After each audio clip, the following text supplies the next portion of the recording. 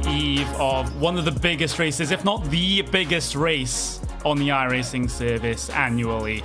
We have a little bit of a prelude. These IndyCar IR18s will head their way to perhaps one of the shortest road courses on the service, Lime Rock Park. But I think, well, most of these drivers will still be thinking about that huge race on Saturday, which of course is the iRacing VRS GT World Championship, but there we go. I'm just kidding.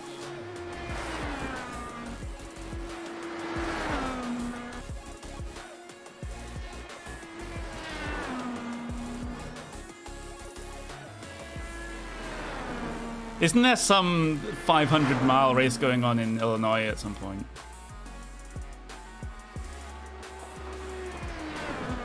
Oops, sorry. I got the state wrong. I blew it already.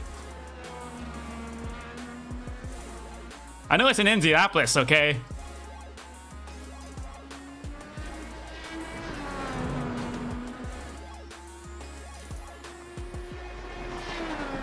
We are at Lime Rock Park, and I have the state abbreviation right in front of me, so I can't get that wrong. It's in Connecticut, Lakeville, Connecticut, USA.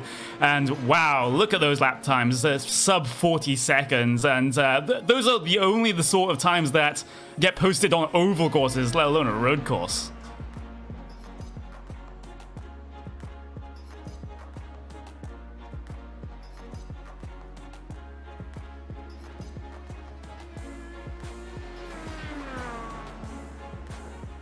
Yes, while we get that issue sorting out with Will's microphone, we're just drawing towards the end of qualifying here. You've just got the rest of your drivers in their way through to complete their final laps. We're still waiting for the number one of Mark Usher to get a qualifying time posted on the board. But right now, it doesn't look like he is going to have time. So the number one driver, technically the highest I-rated driver in your entire field, will have to start P number 19 right at the back of the grid today. And well, we've got about a minute on qualifying in this one. Currently, it is Kazuki Umeshima out there on pole position, so the iRacing World Championship Grand Prix driver making a big statement in the other open wheel car, shall we say. We'll be back in 30 seconds. Japanese driver. We've also got Michele Constantini, Richard Arnault lining up themselves on the second row. You've got Henry Bennett and Johan Harth bringing things down to P number 6 as well. Mark Fangman starts himself P number 7. You've got Mikael Cado, you've got Pierre Vuitton, and you've got Marco Acidiacono rounding out your top 10. Then further back through the field, you've got Oliver Dean, you've got Gabriel Martin Alfredo, you've got Andreas Eick, you've got Liam Quinn as well, who could potentially do some damage in that 500 race. You've got Miguel Sanchez there as well. Ricky Gerhardt lines herself up in P number 16. You've got Yuri Baskop, Charles Bacco, and Mark Usher will have to start right at the back of that field, Will. Yep, I am back, so apologies for that one. And I might as well just say it again, Connie. Indianapolis 500 in Illinois. What's wrong with you? Indiana. Oh, yeah. Indiana. Oh, yeah. We're good for the time being. But 67 laps here today. It's 99.5 miles. And one thing I was going to try and say, Connie, the lap times here are faster than a lap around the Indianapolis Motor Speedway at full tilt. Yeah, it's just absolutely impressive how fast these cars go around this circuit, and it's quite slow in terms of the weather as well. Track temperature 44 degrees Celsius, so that is scorching hot in iRacing terms, so perhaps tyre wear might be a little bit of an issue going into the later stages of the stint. But soon, that iRacing Roof Pace Car will pull off of the grid right there. We'll get a full pace lap. Just allows your drivers to get those tyres up to temperature, Will. It does indeed. And of course, for those of you wondering, when we come off there, we're going to take about a 20-minute break later on, and then we're going to give you the last few qualifying sessions for the iRacing Indianapolis 500, the 9th annual. You know one thing, Connery? I realise this is my 6th year of commentating this event. You are an absolute veteran, and you're going to get one more as well, and hopefully many more to come. We've had some fantastic Indianapolis 500s in the past, so just to reiterate, we've had also very, very, very close finishes as well, heading their way across the line. So maybe something like that can happen once again for the 2018 iRacing Indianapolis 500. But before that, we have this race to get through this very, very fast-paced lap around Lime Rock Park. Currently, of course, it's not quite fast-paced because they're under the pace car, but we'll get this one started shortly. 67 laps, one scheduled pit stop expected for your drivers at the moment, as they're coming down towards where they go down the hill towards the final corner now. And if any of you watch Monday Night Skippies, of course, on a Monday night, you'll see this is where Fahima Denaida's crashed with a bit of lap traffic from the lead. Hopefully these drivers won't have too many concerns with the lap traffic here, as that car will decide to dive its way down on towards the lane right about now. And Kazuki Umeshima, he goes immediately with green flag racing here at Lime Rock Park. Instant move down towards the inside for P number 2 from Constantini. Almost a little bit of wheel banging there with Zach Campbell, but Constantini will get himself in towards P number 2. Everyone else gets single file relatively quickly, heading through this tight and twisty first sector. Is heading down the hill now towards the little kink and towards that treacherous crest as they try to lift over the top of this one. And sometimes the cars literally lift up. As I'm looking back through the field, it's Johan Half currently all over the back of Henry Bennett there, of the number 6, coming through the final corner. And there we go, we've already completed the lap as Johan Half takes a trip through the dirt. 67 laps here in this iRacing Verizon IndyCar Series where Kazuki Umeshima 1.2 second advantage over Michele Constantini. One thing that's worth noting though, this mid-pack, we saw a lot of drivers then go off the final corner, Conway. Incident limits will be a big thing here today. Absolutely huge. You have 67 laps, and of course, if you go off track for, what's going to be 17 of them, then you're going to get disqualified for going over the instant limit. But looking at what is currently the battle for P number 3, Zach Campbell trying to defend from the driver of Richard Arnaud of that race clutch team, but Arnaud not really being able to do anything. He did get close coming through the middle of that last lap, but believe it or not, we're on lap number 3 already. These laps are ticking by very, very quickly. They're doing sub 40-second lap times. They are indeed, and Lime Rock Park is one that has very fast lap times, very short lap times. All but one corner at this racetrack, Connery, is a right-hander. So it is literally complete opposite to what we're going to see tomorrow as Marco Isidio right now. He's moved up one position. He's off actually then as he runs himself down to the second to last corner. He had P number 9. He might well start losing that there. And, well, Marco Isidio now really in a bit of danger. That's probably the first time of many that we'll see someone get very, very loose over the crest of the hill. But Zach Campbell has managed to get himself back into P number 2. There goes Richard Arnaud. That race clutch car hits the barriers. And I think that was just a little bit of oversteer coming off of turn number 2. Car not settled. Hello, tire barrier. Yeah, replay on board. Through turn number 1. Turn number 2. Back end steps out there, and we're going to see a lot of that here today, that back end stepping out, because that turn 1 and 2 is very slippery. And a lot of people, when they come into iRacing for the first time, Conway, this is one of the first tracks that they go to. It's also one of the first lessons they learn, that outside that concrete, in turn 1 and 2, it's slippery. It can be, and it also has implications in terms of drivers trying to go too wide through that particular corner. There is a difference in the racing surface through there that you do have to be aware of, but in terms of this race as it is right now, lap number 5, Kazuki Umeshima leads the way by quite a considerable margin as well. 3.3 seconds the last time they headed the way across the line. Then you've got Constantini, P number 2, Zach Campbell, P number 3, but here comes the move potentially for Campbell down in towards turn number 1. He got close, but decided not to dive down the inside at this moment in time. But looking back, oh, the number 1 is in trouble there. Just dropping like a stone down the timing board. Right. And that was just coming off of, whoa, that's a huge instant coming off the final corner. Car just broke away. Yeah, on board then, Mark Usher on the replay. Oh, that's a huge hit there, Connery. Absolutely huge. I shall be very, very thankful that this is just simulated rather than the real thing. Otherwise, that'll be a pretty expensive car to repair and probably pretty expensive medical bills from that one as well. But he will be definitely retiring from the race. In fact, he has already gone one lap down. That's how fast this race is going by. But battle for P2 still rages on between Constantini and Zach Campbell. And I think Constantini, correct me if I'm wrong here, Will, I think he's secured inside of the top split in qualifying for the Indianapolis 500, so he has his sights set on tomorrow. But right now for this race, he's been doing very well as Zach Campbell. Whoa, that was very loose. Yeah, and we've also had a driver off behind, Mark Fangman, as well. We'll talk about Michele Constantini in a moment, because actually it's a fascinating story about Constantini, but we're going to have a look at Fangman first.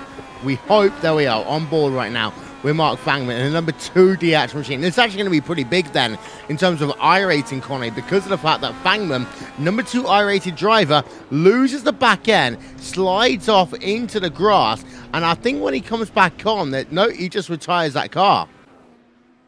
Yeah, decided that maybe the race had completely gone from there and decided not to continue. So that means both your highest iRated driver and your second highest iRated driver are currently occupying the bottom 2 spots. So there's a lot of iRating to potentially be gained here. It's May, right? From your drivers.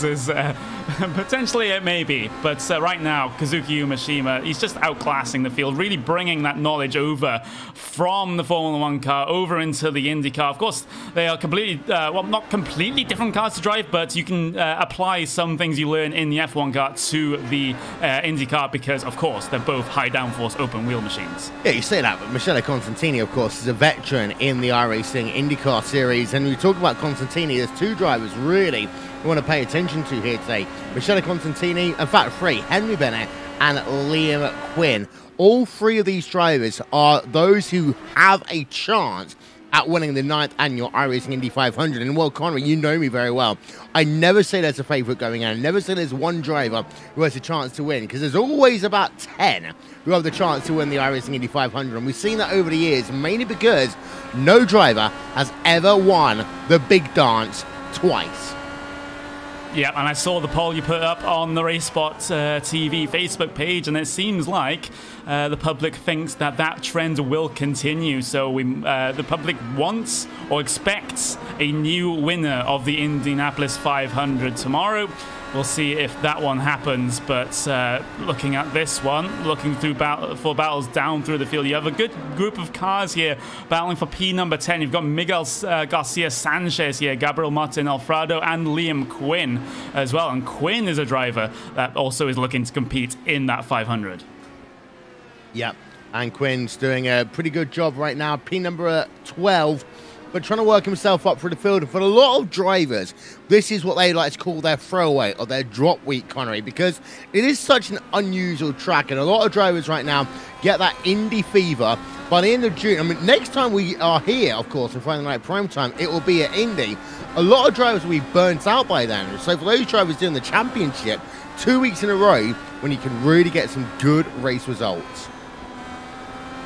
Could well be looking at the strength of field. It's looking at 3,800, so good championship points on offer right now. Could boost you up the standings quite far, but the points leader right now is Michele Constantini, and he's running P2, so he's looking to extend his lead at the top of the championship. But he has Zach Campbell right hot on his heels here in this one. Not really letting Michele get away here is Zach Campbell, so is very, very impressive from the number 8, but very, very good speed out the final corner for Zach Campbell. Looks towards the inside, but it was just a little bit of a dummy to perhaps scare Constantini into making a mistake. Through turns number 1 and 2 they go, and then into the only left-hander on this circuit, and it's a pretty easy one as well. Onto the slightly cambered court right-hander, just after it, running down the hill now towards the kink. You can't really pull off a pass here. Lift as you go over the crest, make sure that that car is planted to the ground. You don't want to be catching air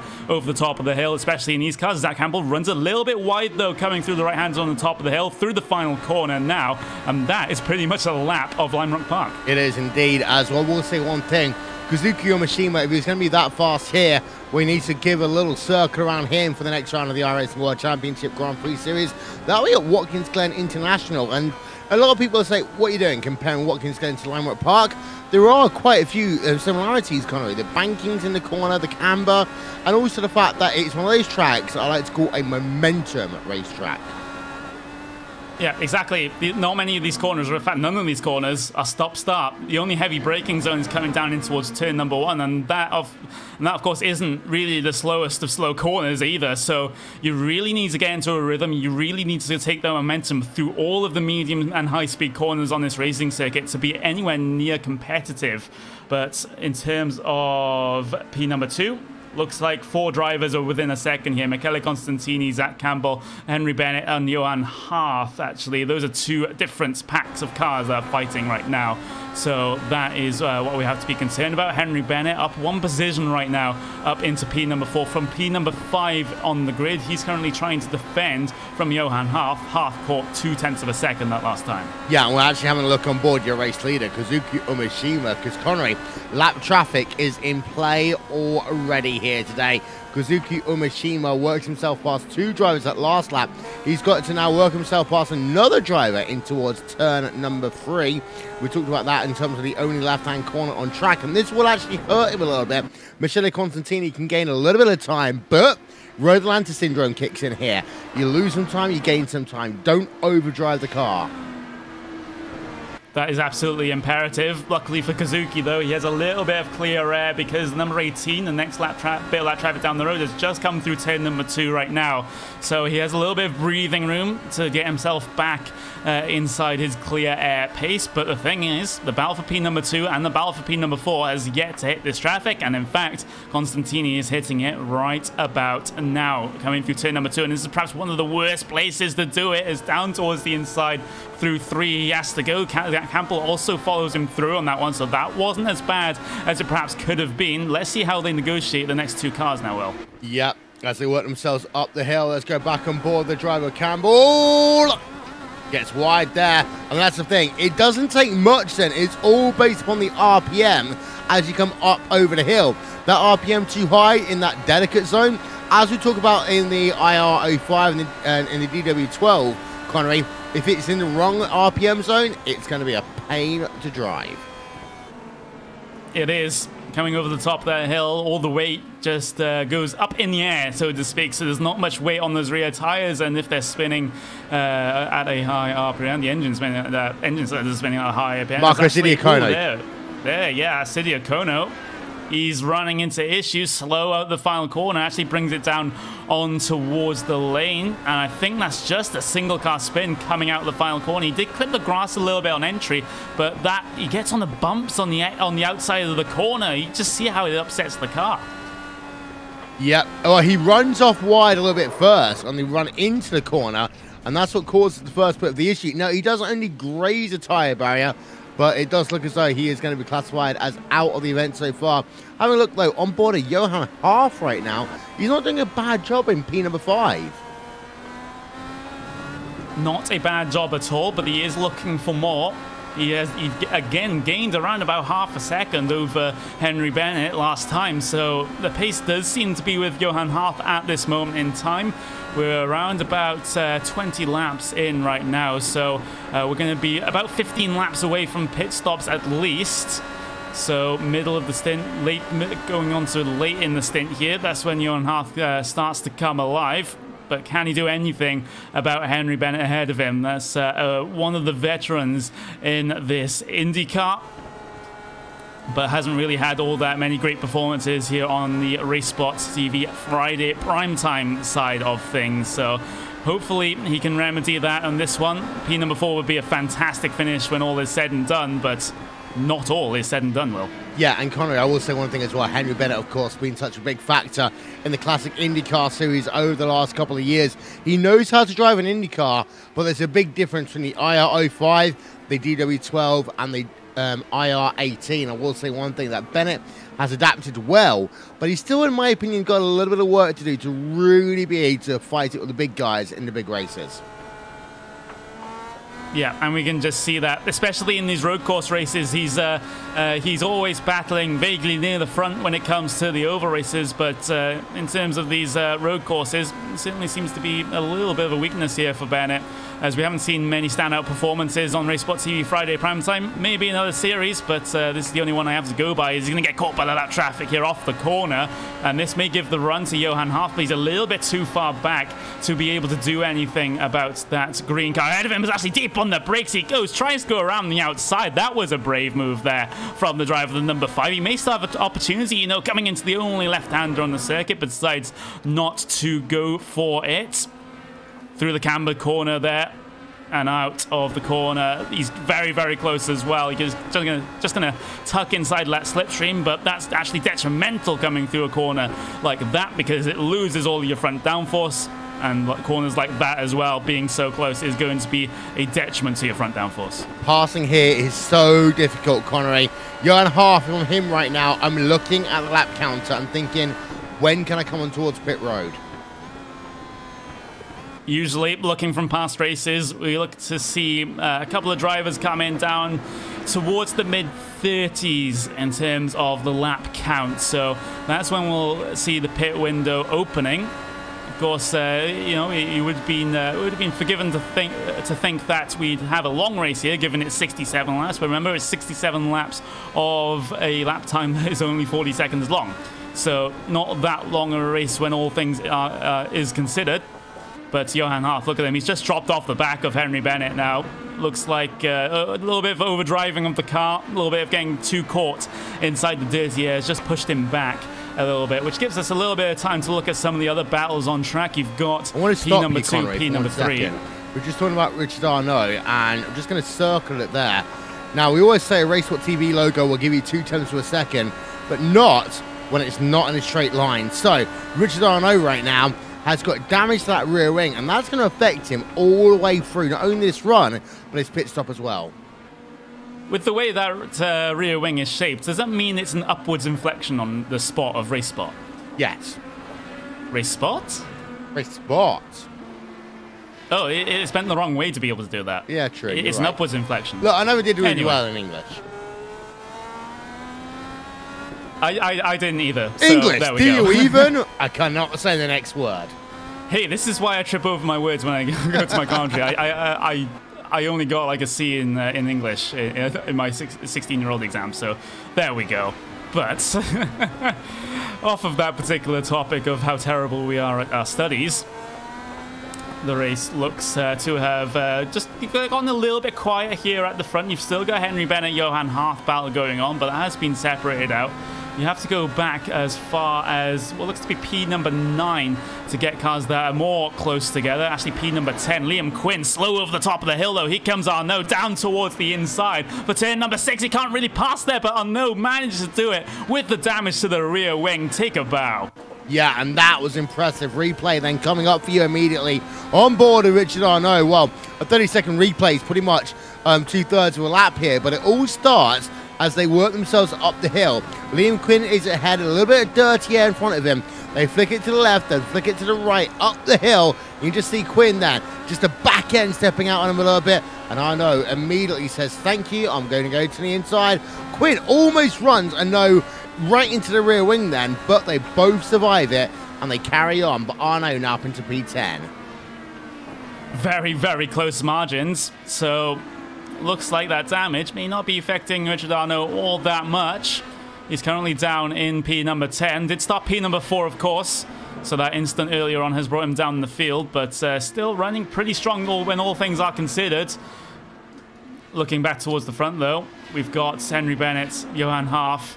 They are still separated by what is going to be a good second at this point. Johan Half, after dropping off the back of Bennett just a couple of laps ago, hasn't really been able to make any sorts of inroads over the past couple of laps. So he perhaps has to be thinking now, well, pit stops, try to get the undercut perhaps. And the undercut here can be so useful because the pit road situation can be so wide. You can come in from about now until about the end of lap number 45. And yeah, tyres aren't going to be a huge factor here today. Have a look at the weather actually, Connery, and you'll notice the fact that it's 87 degrees, so it's hot here today, and that will do some damage to those tyres. And the humidity, 78%, is a big factor. Those wind speeds, 22 miles an hour here today, will really affect the balance of these race cars. And being bold, well, that could help you later on. Ooh, the 11. The 11 has had an issue. I think this is coming out tail number 5 coming up the hill, and it is. The hill has claimed another victim, Olivia Dean. Oh, he just gets very loose, and I don't think that's the first time we're going to see it. It certainly is. Well, it's not. It is not the first time. I think it's certainly not going to be the last time we're going to see that. Yeah, I completely agree on that one. As we've also got ourselves Richard Arnault now trying to get up into P number 8, with Gabriel Avredio then right ahead of him as they work themselves down towards the final corner, past the start-finish line, and we are on lap number 31 now of 67 here, Connery, as the cars come through the back straightaway, up the hill, and down towards the second to last corner. I know it's putting the pressure on Avredio, but he just can't find a way of getting past just yet. Not just yet. The run out to the final corner is so important. Maybe a push to pass used as well for Richard Arnault. Gets himself up into P number 8. So the recovery drive is in full swing for the French driver representing the French team, or predominantly French team of Race Clutch. So P number 8 after starting P number 4 and having had that instant. Not too bad given it's halfway through the race. Yep. As Richard Arnault, I would say right now, is having a really good drive, despite the fact he's got himself a damaged rear wing right now as he works himself up the hill again. I will say one thing though, I noticed the fact that that car doesn't put the revs down through that uphill section. That's why that car's not taking off and getting loose, Connery. Yeah, I noticed it as well. So strategies in play to try to deal with coming over the top of the hill. And right now, the drivers that are out there on circuit are mostly the ones that have got it right. So there we go. Looking back, though, to Miguel Garcia Sanchez and Richard Arnault. Arnault is going to be in every single battle we commentate on from this point forward, it seems, because he is absolutely flying on out there on the racetrack, and sometimes literally. Yeah, but he's also got Kazuki Umeshima, who is only about 3 seconds back on track from lapping not only himself, but Gabriel Avredio as well. So, Kazuki Umeshima, this will be a good time to come on towards pit road. You have a 6-second advantage here, Connery. A pit stop time is almost a lap. This will be perfect for Umeshima to come on towards pit road. It would be absolutely perfect, but he misses it this time. The driver that has come down on towards the lane, though, is Liam Quinn, the number 7 car. Just goes up and down on the tracks, takes the fuel to the end. Fresh rubber on that car as well, as they have been losing about a second a lap on their fastest lap times at this stage in the stint. So Liam Quinn, between the green cones he goes, and he'll be out there on the racing circuit behind Charles Vacchio there in the number 19 machine. So your first scheduled stop of the day goes to Liam Quinn. And it's a 9.3 second pit stop. So there's your benchmark. As we got Sanchez versus Arnault. Arnault now up into P number 7. He's really flying. He's really, really moving. Just showing that that rear wing damage does not matter for much. And there's also half a front wing on that machine, at least on my particular system. So, wow, that is a fantastic effort for Arnault, as again over the top of the hill. You see the car just get very, very light, even visually, and you can hear it as well with the revs. But Arnault able to control that particular aspect of the racing circuit. There's another car that's come down towards the lane. That was Ricky Gerhardt, so she's done her service for the day. And we also see Miguel Garcia Sanchez also decides to come in for his one and only scheduled stop right now. And Ricky Gerhardt, 10.5 seconds on the lane. A little bit slow for her, as Miguel Sanchez, as we say, is on pit road right now. So let's turn our attention over there. Out and away in 10.5. So again, a longer stop then by Miguel Garcia Sanchez, as he now goes past the cones and back up into racing simulation mode. 84 miles an hour on the entrance in towards turn number 1. We'll say one thing. What that does mean is Henry Bennett, in my opinion, has short fueled. Definitely looks to be the case. Around about only, well, we'll just round that up to 9 seconds there for what is going to be Henry Bennett. Is actually, there's Zach Campbell down on towards the lane. Very, very quick response here from Campbell. He's going to get his service done. We've also got Richard Arnault as well down on towards the lane. So this could be a very, very important stop here for Arnault. I think he's going to have to take the damage. Oh, yeah, perhaps, the damage. You're right. Yeah. I forgot all about that one here, as Zach Campbell is out and away in 9.1 seconds. Richard Arnault out in 20.9 seconds. So that's basically how long they simulate a rear wing change on this IR18. It is. So, but the thing is, now the scary thing for the rest of your drivers out there is that Arnault now has an undamaged car. So, make of that what you will. Michele Constantini down on towards the lane for Vortex Sim Racing. His pit stall is pretty much near the front here. Does he tap the wall there? Maybe my eyes were deceiving me. He almost did, but I think he just missed it. Engines rev. That was a very, very quick stop there for Constantini. Yeah, that was a very, very quick stop indeed. Actually battles with Liam Quinn coming off the lane, but Quinn will just squeak himself ahead. As, well, that wasn't actually for position, but wow, it might as well have been, considering how close it was coming off the lane. But you've got Zach Campbell behind this one, dealing with the lap traffic of Miguel Garcia Sanchez, and Sanchez isn't exactly making it easy for Campbell. We have another visitor to the lane, though. This is Johan Harth now down to get his service done as well. Let's see how fast this stop is, because we've seen some very, very quick stops from your front runners. Let's see what that time says. 8.4. It's a little bit of a middling, yeah, 8.4 second stop. So he'll come off the lane. Who will he be challenging? There goes Zach Campbell. So Zach Campbell manages to hold what is going to be P number 3 out there on circuit. But here comes Kazuki Umeshima, your race leader, for his service. Yeah, 9.3 second pit stop there for Andreas Eek, and here comes then Kazuki Umeshima bringing it down onto the lane, overshoots. Oh, he misses. But it's not that bad because he had a 5-second advantage as he came in. Yeah, be interesting to see how much fuel he takes, in fact.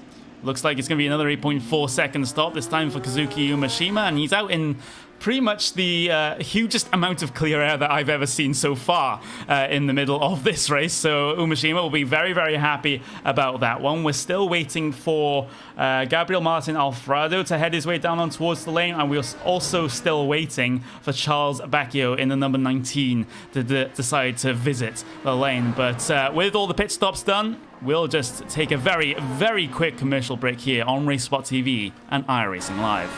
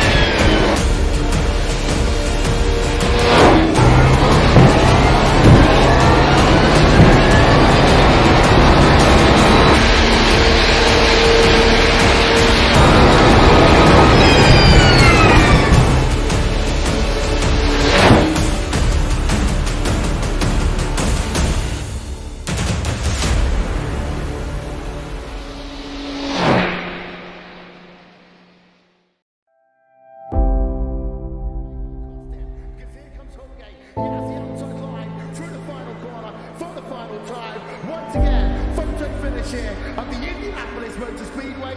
Will it be Tim Hogan? It's going to be Christopher DeMerrick at the line.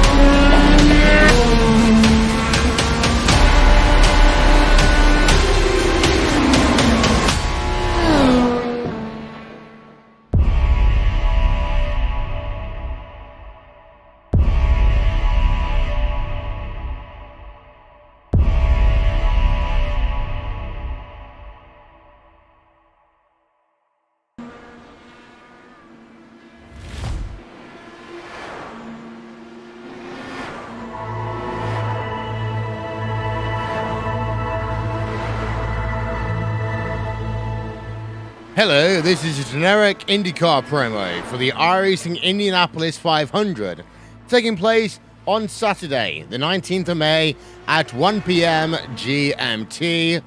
No, 5 p.m. GMT, 1 p.m. Eastern Time. Please make sure to watch the broadcast and experience the greatest spectacle in all of sim racing. That's at 5 p.m. GMT, 1 p.m. Eastern Time on RaceWorld TV and on Facebook Live. Thank you very much, Will. Fantastic event is the Indianapolis 500. Unfortunately, it is the same time as the VRS GT World Championship round at the Nürburgring, but I'll be able to catch the end of it once I'm done commentating there. But in terms of this one, Kazuki Mishima still leads the way, but the thing is, a couple of things did happen while we were away on commercial break. Richard Arnault, we were watching his charge back through the field after getting damage early on, is unfortunately now out of this event after a single car incident coming over the top of the hill. Car just broke loose, hit the barrier very, very hard indeed. The other thing, Johan Half, P3. Yeah, we're trying to find Richard Arnault's issue. We're going to try and find it. Here we are, on board with Richard Arnault. We're going to bring this one to you live. And, well, Arnault actually had front wing damage before that incident then, Connery. So he's had front wing damage, rear wing damage, side pod damage, name it damage, he's had it. Absolutely. He's been in the wars, and that is just putting it lightly. But the thing is, he's met the tyre barrier perhaps one too many times coming off the top of the hill this time. That's put an end to his race. He's already 10 laps down, and it doesn't look like that car is coming off of pit lane anytime soon. So we still have 12 runners in this race out of 19. Let's hope we have 12 runners at the end, but the standings look like this. Kazuki Mishima, P1, led from the front, got pole position, is currently in that first position. Michele Constantini started P3, running P2. Johan Half started 6th, running P3. Those are your podium positions right now. Then looking back, you've got Zach Campbell, P4, Henry Bennett, P5, exactly where he started. Pierre Verne, P6, and is also the last car on the leading lap still running. You've got Liam Quinn, P7, Gabriel Alfredo, P8, Miguel Sanchez, P9, Ricky Gerhardt, P10. You've also got Andreas Eek and Charles Bacchio. Those are the rest of the 12 cars still running. Yeah, they are, but Kazuki Mishima, one thing worth noting, he is losing time right now to Michele Constantini, and he has lost himself half a second over the last 2 laps. Constantini now just 1.1 seconds behind Kazuki Mishima. In fact, that gap's going to come down to 1 second as they come in towards turn number 1. Push to pass in operation here, Connery. This could be fascinating towards the end of this one. Has the potential for a grandstand finish if Michele Constantini can bring himself right up to the back of the Radicals Online driver. He has to deal with Pierre Verne right now. Try to pass him before here, but he gets himself caught behind coming through the kink up the hill. Finally, Verne gets himself out of the way, but I think that has lost Constantini on the order of about half a second there. In fact, that's going to be more. Looks like it's more like 0.8 of a second, 0.9 of a second as the relative ticks up and up and up. The gap was 1 second last time across the line. The gap is now 1.8 seconds this time. It is. So it's growing back up again. Constantini losing time. One thing that's worth telling you here, Connery, is that we've just had ourselves another qualifying session for the iRacing Indy 500, and it still remains with Mitch McCracken leading the way, Bradley Walters in second, Rick Music in third, Christian Steele in fourth, and Matt Cook rounds out your top 5. But the last 3 hours of qualifying for the Indy 500 gets very messy very quickly. That's the reason why we haven't got a lot of drivers here, because a lot of them are focusing on getting into the big dance. Yes, they are, and those final few qualifying sessions are always pressure-filled events. You only have a couple of chances left to get a decent 4-lap average to bring yourself anywhere near that top split event, which you get to race in front of. I think we peaked at around, well, over 1,000 live viewers at one point last year. Something as well here, Connor. I'm sorry, I just want to say this. Right now, the difference between making the field and not making the field is nothing. Literally nothing. Michael Peters in 32nd place has got a 39.088. 33rd place, Matt Backham, of course, a two-time winner in this year's iRacing Indianapolis 500. He's got a 39.089. Alex Simpson for Apex Racing UK, the same time. Pas Gergis for the Vortex Sim Racing team, the same time. We talk about the fact that people lose out by thousandths of a second. They're losing out by 10 one-thousandths of a second right now. They are. That's just how competitive the qualifying for the Indy 500 is. But, oh, we've had an incident out there on circuit. Zach Campbell. Zach Campbell has hit the wall coming to the entry to the final corner, in fact. So this was actually the corner before, the right-hander before, ran a little bit wide over the grass. Car just snapped back on him, tried to lock up the brakes, but he couldn't stop before he hit that Armco barrier on his left-hand side. Yeah, here is the replay then. On board is Zach Campbell. Just runs wide into the grass. Then you can run that like kind of low curb as much as you want. You just can't really get onto the grass, Connery. Yeah, the grass really does kill these cars. Even if you get half a tire on the grass, it can just upset the balance of the car, and all of a sudden the car's behaving completely differently on the entry to the corner, and even on the exit of corner as well, trying to get the power down. It just really doesn't like it being on any surface other than the racing surface. Yeah, Omashima, the gap between himself and Michele Constantini back down to 1.5 seconds. Constantini has gained almost 5 tenths to a second over the last 2 laps with, get this, still 14 laps to go.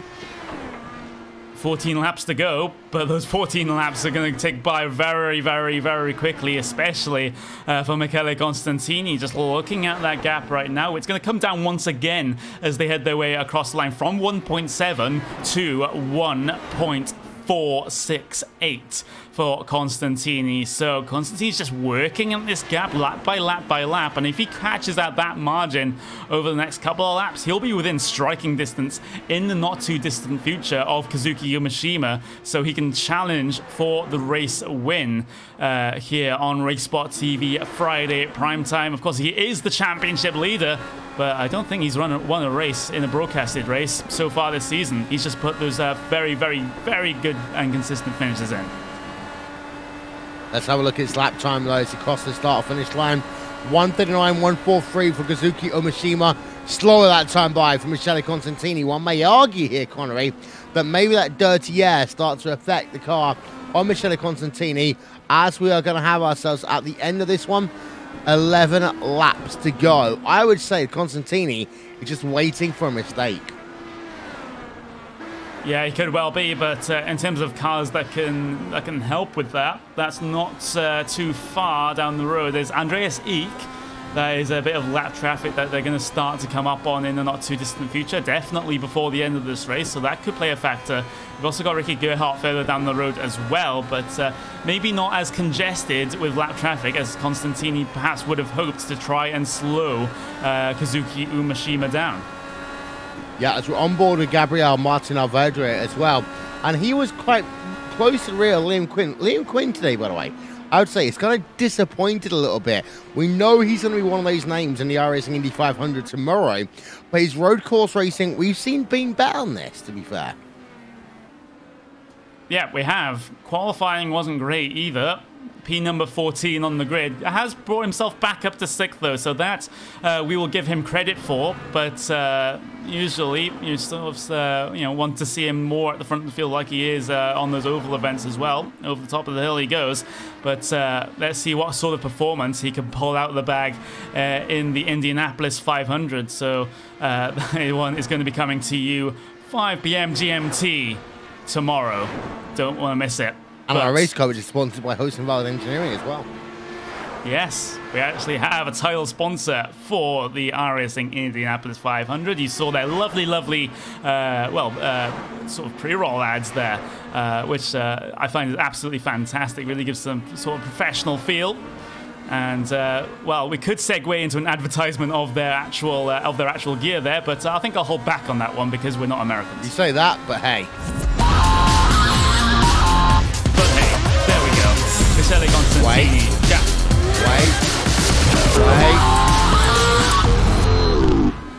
There you are.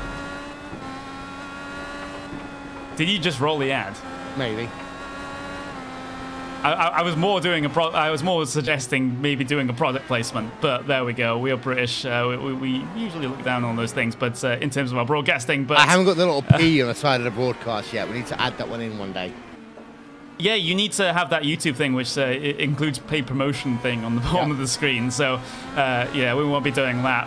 But in terms of this event that's going on right now, P number 2, P number 1. Gap is extending a little bit here for Michele Constantini. So it looks like as this race draws to a close, he perhaps might not be taking home the checkered flag. But still 7 laps to go. Anything can happen in 7 laps, especially actually with the traffic that Kazuki Umeshima is starting to catch. There's Andreas Eek just coming down in towards turn number 1 now.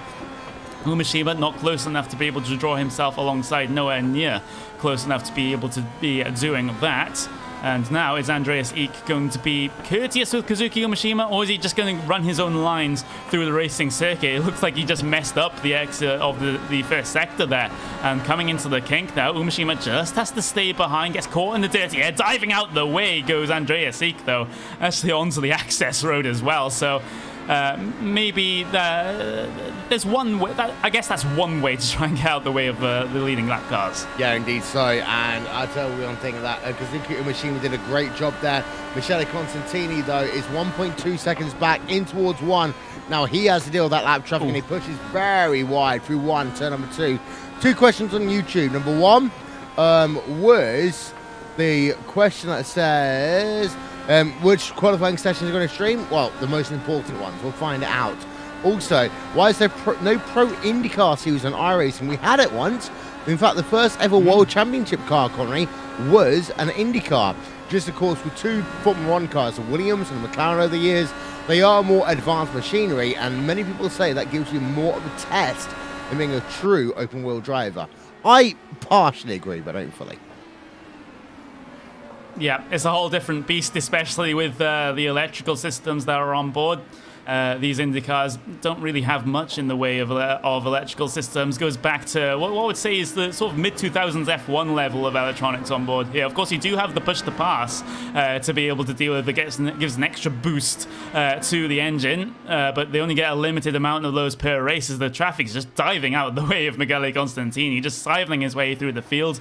But the thing is, the gap is going to be up to 2.2 seconds, so it looks starting to look like a lost cause for Michele Constantini right now, but 4 laps, as I said, just a couple laps to go with 7 laps, 4 laps, still enough time for things to happen. But looking back through the field, though, we haven't really got any close battles going on, so it looks like this sort of leading fight, shall we say, or this leading gap that we're watching is the thing to watch for the end. Yeah, as we've just been having a look at battles going on behind as well, and that one is between Gabriel Arendo and Liam Quinn. That is a battle going on towards the back end of your top 10, P number 6, P number 7. And Connery, we still do have some battles here at Lime Rock. Yeah, the field gets spread out early, but the battles we do get are always fun. Always brilliant. We saw Richard Arnault earlier take it side by side through a corner. You can't really do side by side in, and that's the corner just after you come off the top of the hill. But he managed to make that pass work, and is anyone going to be that brave this time if they can catch the back of the car ahead of them? But on towards the hill comes Kazuki Umeshima. He has a little bit of traffic to deal with. He has Ricky Gerhardt there, and I think he's going to catch her before turn 1, perhaps. I think I would expect Ricky to maybe lift out, or no. She's just going to keep it going down in towards turn number 1. A little bit too far back is Umeshima to be any sort of threat right now. But coming through turn number 1 and turn number 2, Umeshima still behind at this stage, just getting caught in the dirty air of the number 18. Just allows Michele Constantini to start to work on that gap once again. Gap down to 1.5 seconds. Gerhardt gets out to the way of the Japanese driver as he heads his way up the hill for one of the final times here in this event. Constantini will do the same as well, heading through that right-hander. But we're going to have 1 lap to go this time. White flag is going to be out on the racing circuit. Gap between Umeshima and Constantini will be, as Constantini heads his way across the line, it will be 2 seconds. It will be, and well, Kazuki Mishima today, a great drive by him in that Radical 6 sideways car as they are trying to build up their endurance racing and road racing platforms. Umeshima, great drive. Michele Constantini, though, I've got to say, he's had a good job as well. Very good job indeed. So only a couple of corners left now for Kazuki Umeshima. In fact, exactly a couple of corners, 2 corners, now 1 corner, down the hill, out to the final corner, and the checkered flag will be out there on circuit. Kazuki Umeshima will win here, week number 10 of the iRacing Verizon IndyCar Series. Michele Constantini, P number 2. Johan Harth will head his way across the line for P number 3, and Henry Bennett will be not too far behind for P number 4. And wow, that was a fast and very, very furious event here at Lime Rock Park. But I think it is just about time to go through your unofficial race results. Kazuki Umeshima ends up taking the checkered flag when all is said and done, only by about a second there to Michele Constantini. So Constantini on that final lap just tried his best, but his best was not enough. Has to settle for P number 2 after starting 3rd on the grid. Johan Harth with a very good charge through the field as well. Gets himself P number 3. Henry Bennett, P number 4. Pierre Verne gets himself the 5th spot, and he is also the first car 1 lap down. We have Liam Quinn, P number 6. Very, very good recovery after a poor qualifying. You've got Gabriel Martin Alfredo, P number 7. Miguel Sanchez, P8. Ricky Gerhardt gets himself P number 9 after starting 16th. That's a very good run indeed. Andreas Eek, P number 10. Charles Bacchio, P number 11. And then the rest of your field are all non-finishers. Zach Campbell, P number 12. Rich Darno, P13. Yuri Baskop, P14. Olivia Dean, P number 15, Kado 16, Arcadia Kono 17, Mark Fangman, P number 18, and Mark Usher will be the final car, not even coming across the line. He's 63 laps down, P number 19. Yeah, he is indeed, but it's been a great race here today at Lime Rock Park. 2 rounds there, Connery, remaining in this season's championship, and both of them are interesting, of course. Next time out, we go to the Indianapolis Motor Speedway for the penultimate round in the championship, and then Watkins Glen for your season finale. 1 great road course and 1 great oval. Yeah, and I think that Indianapolis race will be one of the final races that we'll get to see at Indianapolis. 85 laps, around about 212 miles for this series. But of course, we have that huge event tomorrow. No idea what's going on. What's happening with all the race cars in Indianapolis? Leave it alone! I better stop mentioning it before Will goes crazy, but I kind of have to mention it because the drivers that are coming into the commentary booth are also running in that particular race that we cannot mention. So without further ado, I think we'll go straight on to Michele Constantini here, finishing P number 2. Michele, fantastic race. Yeah, I mean, just P2 is like a win when you have a driver like Kazuki in front. Like, in the first stint, it was flying away. Like, I was 6 seconds behind when the pit stop window started, and yeah, I gained a lot of time in the pits. That's because I took quite a bit less fuel than everybody else around me, I think, because like in my head I calculated that with a hotter track I was lifting more, so I was using less fuel, and yeah, I could take less fuel, and I gained like 2 seconds in the pits on everybody, and that helped me a bit staying behind Kazuki for the last stint. But yeah, I got close, but nothing more. He was too fast to get past. How much was the lap traffic affecting you out there today? Because for some drivers, it didn't seem that the lap traffic was in a hurry to try to get out of the way. So how was it for you? Yeah, actually, it wasn't that bad in the first stint. It's just that when I was behind Kazuki at the end of the stint, yeah, just a bit unlucky. I'm not blaming the guys that were getting lapped. It was just a bad situation in terms of positioning, because Kazuki, I think, got them both in the straight, or actually he got one after the hill and he moved over, and one in the straight, so he got a little lucky with the lapped cars. And yeah, they just didn't fall good for me in good positioning in the last stint. But yeah, overall it was a good race. You do sing the praises of Kazuki Umeshima, but it did look like you had the pace out there today. So were you thinking at any point that this was possible? Yeah, I definitely did. Like when I was catching Kazuki from 2 seconds to like 1.5 seconds, that's when I thought, okay, now I have to push and try maybe to get close, try to put a bit of pressure on him, and just trying to make him do a mistake, staying behind him close. But yeah, then drivers like him, I don't think they feel the pressure. Like racing in a world championship, just yeah, it's just, I think it helps you a lot with pressure, and yeah, he got it over me today because of that. Yeah, racing in such big series does really really help with the pressure that you put under on during those races. But we do have to bring the discussion now to the big 500. How's your preparation? How's your qualifying? It's a 500! Oh my god, it's my 500! Oh my god! Well, yeah, the qualifying week has been crazy. I mean, we have 33 drivers in 33 drivers in half a tenth. The qualifying has just been crazy. Currently, I think I'm P8. I haven't checked the results now after while I was doing the race. So I don't know if I lost some spots, but before the race I was P8, so qualifying P8, I would not have expected that actually. And in race terms, I think we can still work on that. I mean, still have 24 hours to prepare something better, but yeah, overall I'm feeling confident and I'm super hyped for tomorrow. I think pretty much everyone is, and I know someone that's with me in the commentary booth is definitely ready and raring to go. You mean Henry Bennett, don't you? I do mean Henry Bennett. Hello, Henry Bennett. Well, hello. P number 4. We were just talking about a certain race that's happening tomorrow, but in terms of this one, it seemed like a very good run for you out there. Qualified P number 5, finished P number 4. How was it? I was a little disappointed with my qualifying. Made a mistake on the second lap, and I know I could have gone faster. And at this track position's everything. So from 5th, I was a little worried about how my race would go, but.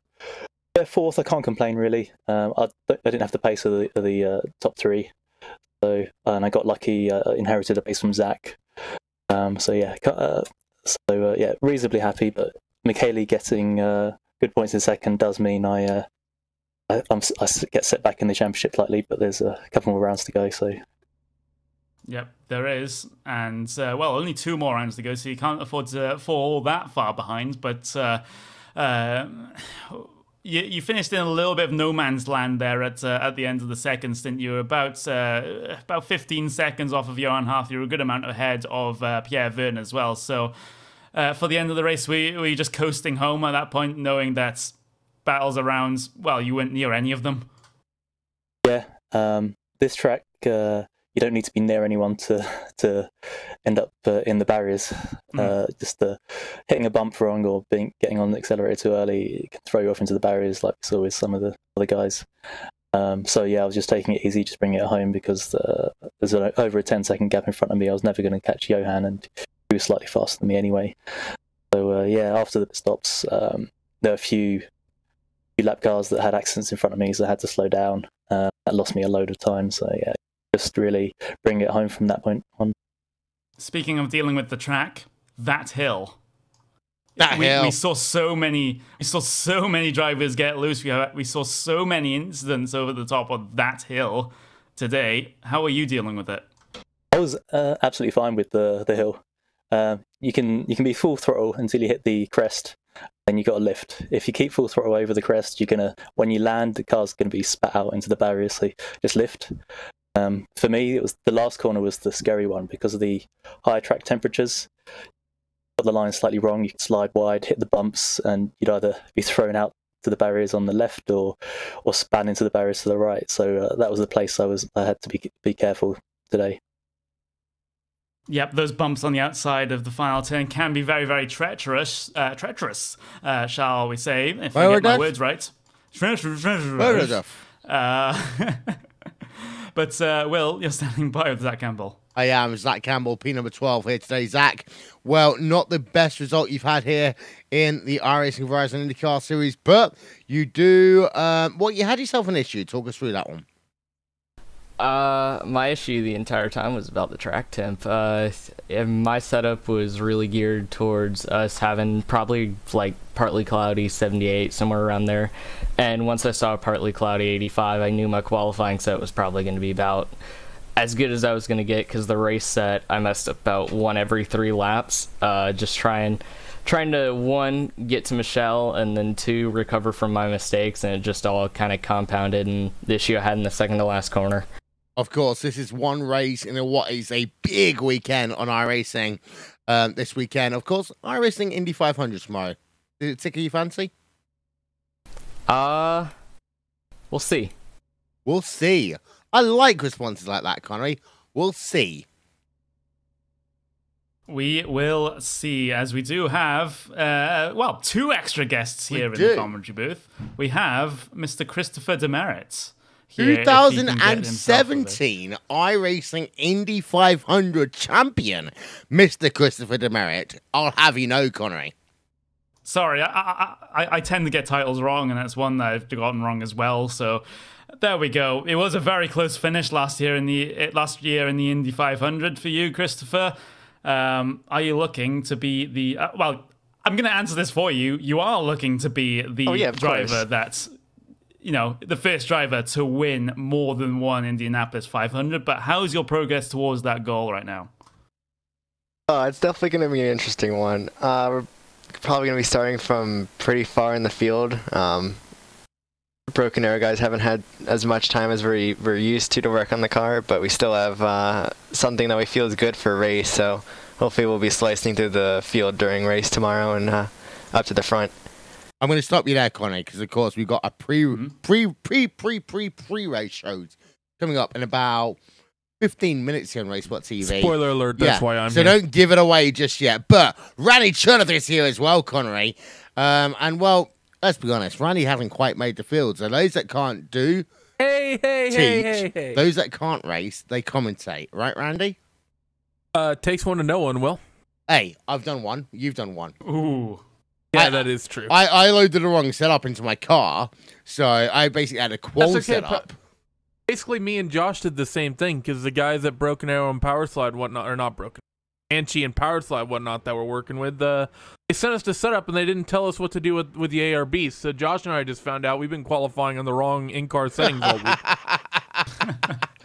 Oh, fantastic. But what's we got you here, Connery? Of course, tomorrow you're on VRS duty. It's 6 hours. 6 hours of the Nürburgring.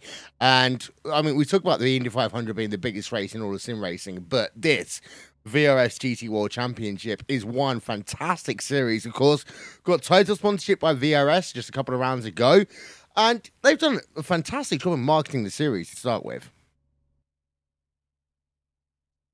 Yeah, they really have, and we are very, very appreciative of all the work that they do, and actually the service that they provide to many, many race fans out there in terms of the telemetry data that they offer, and also the data packs as well. But in terms of the championship, we do have Pure Racing Team Red currently leading the way on 198 points. But the thing is, the championship is so close. 4 points behind is Team 33, and so is FA Racing G2 Logitech G. And then 2 points further behind that is going to be VRS Kindness Sport number 8.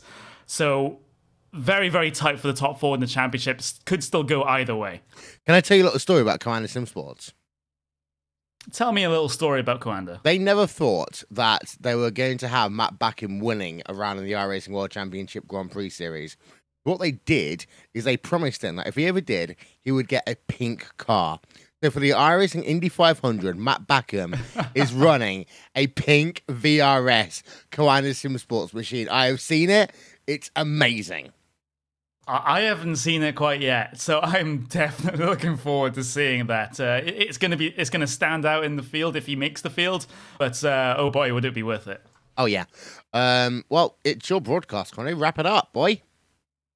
It is. We're going to go very, very quickly in the not too distant future, about 5 minutes or so, to the Indianapolis 500 preview show. But that is all we have time for here today from Lime Rock Park. Round number 10 of the iRacing Verizon IndyCar Series. Kazuki Umeshima came out on top. Constantini P number 2. Johan Haaf P number 3.